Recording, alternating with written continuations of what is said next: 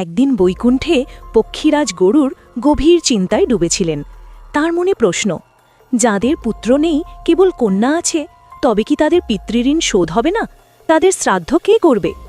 শ্রীবিষ্ণু মৃদু হেসে বললেন, হে গরুর, এই ভেদ আমার সৃষ্টিতে নেই। আত্মার কাছে পুত্র ও কন্যা সমান। ভক্তি যেখানে আছে, অধিকার সেখানেই।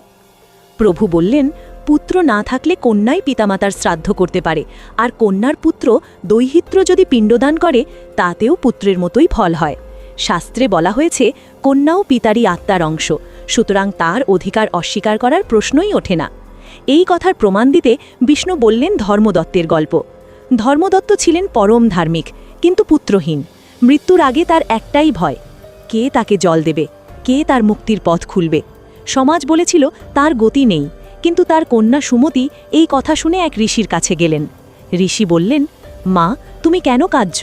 শাস্ত্র বলে, পুত্রিকা পুত্র, অর্থাৎ কন্যার সন্তান পুত্রের সমান।